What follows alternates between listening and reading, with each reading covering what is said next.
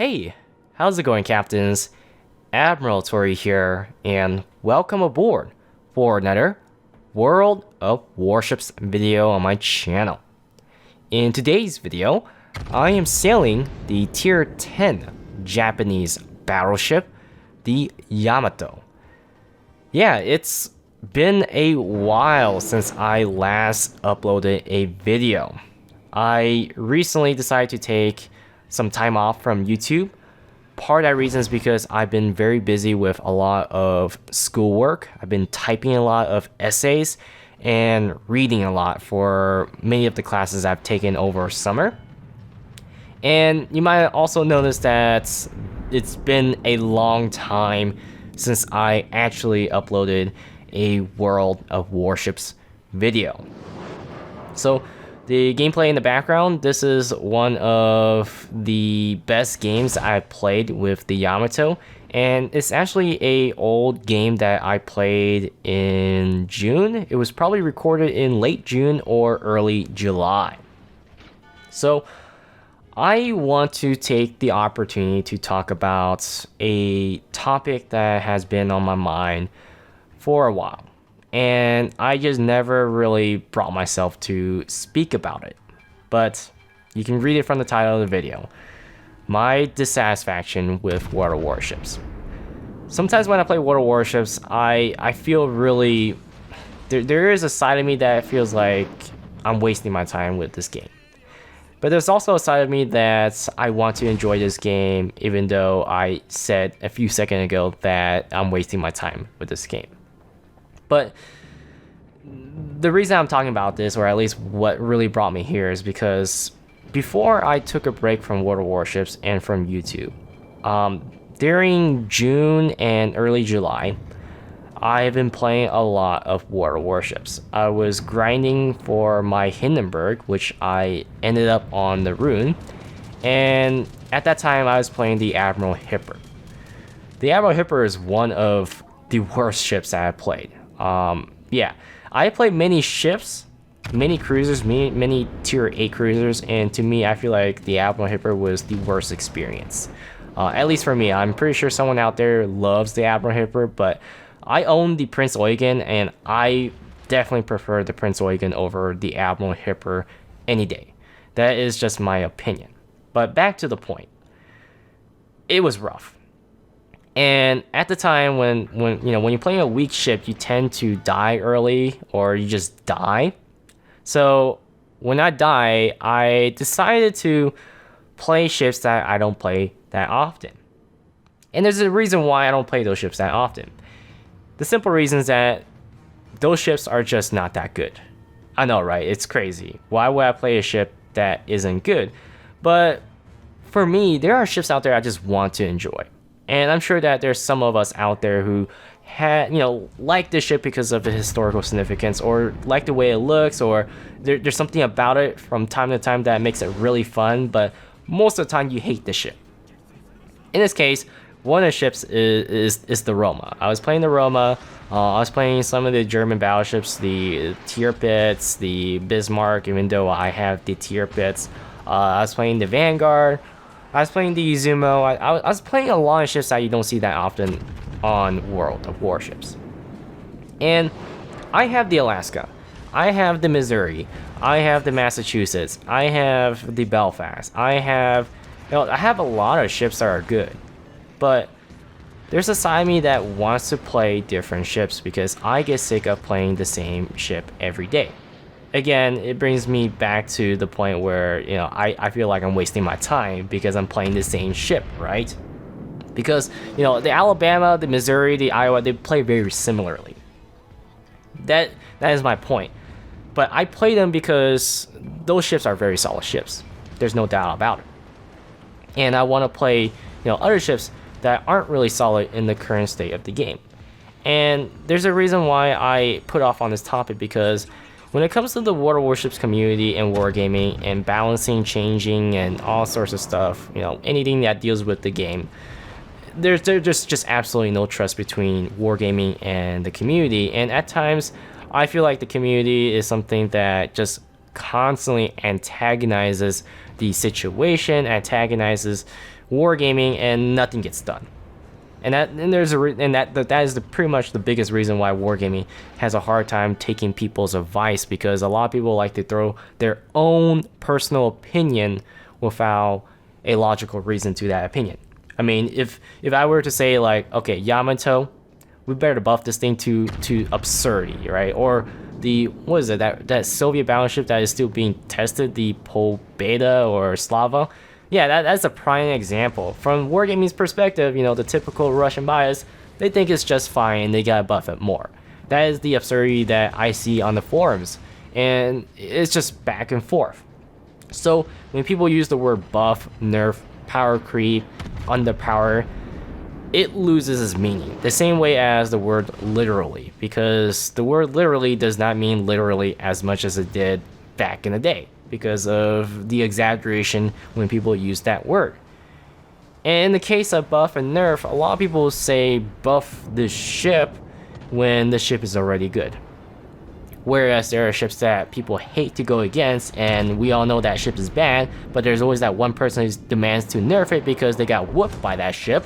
You know, what I learned from my 4 years with World of Warships, with all the changes that Wargaming has done and the community's reaction to each change, is that the community is always focused on the bad things and make Wargaming as the bad guy.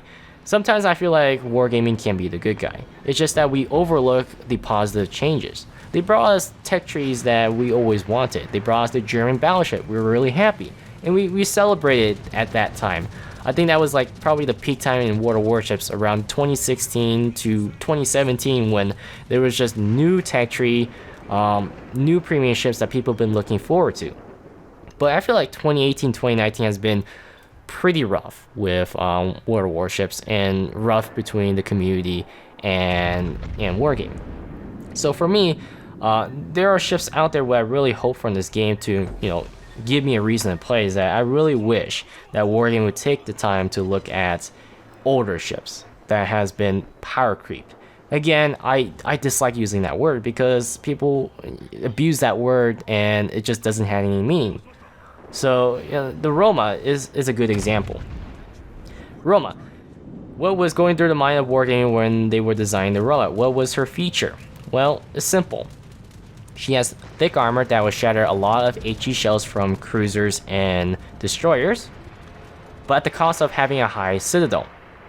She has great concealment at the cost of having a really bad dispersion. She has horrible accuracy, absolutely horrible, which means that Roma ideally should be fighting near the front lines because of her armor, but she can't show her broadside. But she has to fight in the front lines to make up for the horrendous accuracy. At times, even at the front lines, at 8 kilometers, I feel like I'm firing at 18 kilometers rather than 8 kilometers because I get ridiculously horrible dispersion. And I thought that was the justification to balance the Roma. But then there exists the Soviet battleship line like the Tier 8 Vostok, which has everything that the Roma has. Thick armor, a high citadel. But what separates the Roma from the Soviet battleship Vostok is that the Vostok, the closer it gets, the more it gets rewarded, because below 10 or 12 kilometers, the Soviet battleship becomes seriously accurate. And that is the risk that they take to go into the front lines, right? It makes sense. Whereas a Roma, you're not really getting rewarded. And that is a prime example of, you know, I feel that there are ships out there that need some serious attention. And sometimes it's just not the ship. Sometimes it might be an entire line. I personally feel like the Japanese destroyer line, although they went through, you know, several changes, it still faces an identity crisis. I torpedo better with the Z-46 or the Fletcher than my Yugumo. And originally, the Japanese destroyer line was designed to be a torpedo-focused boat. But I definitely don't feel that. And yes, you can do good with the Japanese destroyers right now. It's definitely a way to do well with the Yugumo. And ultimately, I think a lot of people will just, once they get to Shimakaze, they're just happy. But overall, the line, I can't find myself a good reason to go back. There are lines where I keep it all because they're solid lines, like the American battleship line. All the battleships are just solid, at least past tier 6. I even love the Colorado. I don't know why people hate the Colorado, but I enjoy the Colorado. But again, the game is driven by popularity. That is what I learned. The game is driven by popularity. Not many people play Roma, so why should Wargaming care? Changes won't come for the Roma if not enough players play the Roma. I mean, eventually, maybe one day, there will be that one patch where they announce that they will fix the Roma or at least improve the Roma. And I don't necessarily believe that, when to fix a ship, you have to buff its numbers. There are ways to improve ships that doesn't require numbers, and the different nature of each nation, different quality of each nation, deep water torpedoes, or this nation has a high rate of fire, or this nation is known to have great concealment. Just, having the identity of a nation is a good way to buff the ship without going overboard with the numbers, as in buff the torpedo reload, buff the damage, buff the guns, buff this, buff that. There's more dynamic ways to improving a ship, and that's what I was hoping for Wargaming, to focus more on the older ships that I wish to play. Japanese destroyer line is one of them. The Japanese cruiser line, at one point they were fun, but as the game transformed, it has turned into something else where I feel like the Japanese cruiser aren't really viable unless you're talking about the Zao. Again, if you're just talking about the tier 10 ships, there's really no reason to use tier 10 as an example, because you kind of expect them to be strong. I mean, really, they're supposed to be strong. That's the reason why you went down the line. So, the game is driven by popularity. For instance, the American tech tree in general received the most change, especially being the original. I mean, they're the first one that got the AP bomb, the 1,000 pound HE bombs. They're the first one to have a major citadel overhaul. They're the first one to receive the geometry change on the ship for the ship model as the game engine improves. They're the first one to receive some serious AA changes. They received radar. There's a lot more changes when you compare to the other original line, which is the Japanese. The German line, another older ship line, I feel like the Germans has really lost their ways. And personally for me, the Massachusetts and Georgia does a way better job in secondaries compared to the Germans, because of the secondary accuracy.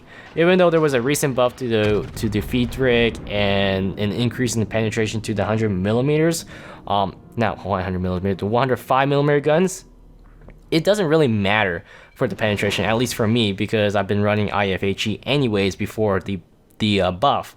But what makes it different for the secondaries is just simply the rate of fire and the accuracy. Because I had a game which was absolutely frustrating, which is why I still remember to this day, where a Shimakaze was 8 kilometers away from my Kerfers. And I have everything that you can think of for your secondaries. Even the high tier, increase the rate of fire upgrade module. And the basic fire training, advanced fire training, manual secondaries, everything. Even IFHE.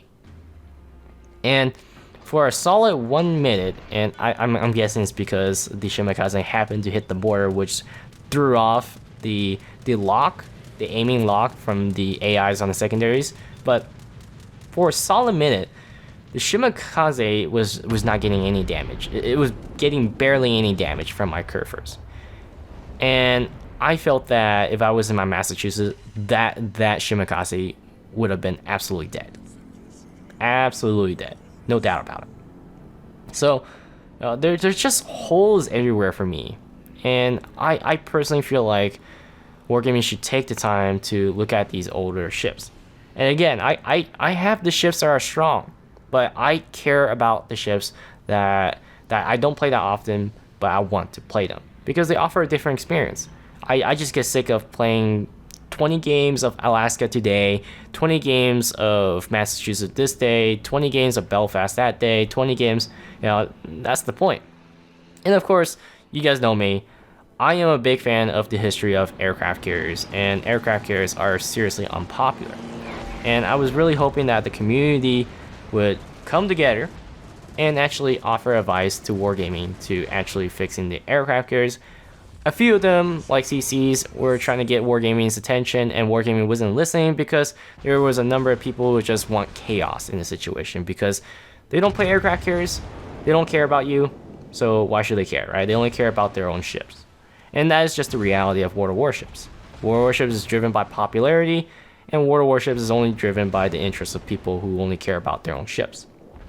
So, that is my dissatisfaction with World of Warships. I could be talking about all the recent controversy with, the Slava or the NTC, but I want to talk about a more bigger problem that I personally see every day when I play World of Warships, and part of the reason why I was so frustrated when I was playing in the earlier parts of summer that I'm supposed to do World of Warships video, but just completely stopped because I lost my sanity on just forcing myself to play Admiral Hipper and all the weaker ships I had in my port. Those are the Roma, the Bismarck, the Tierpris are only several ships that I listed. There are other ships that I played that I don't recall because it's been over a month. So, aside from that, I will try to get more World of Warships video out on this channel. I'm still somewhat busy. I'm trying to get a lot of work done before I can actually enjoy some video games and upload to this channel. So thanks for watching, guys, and I'll see you guys next time on World of Warships.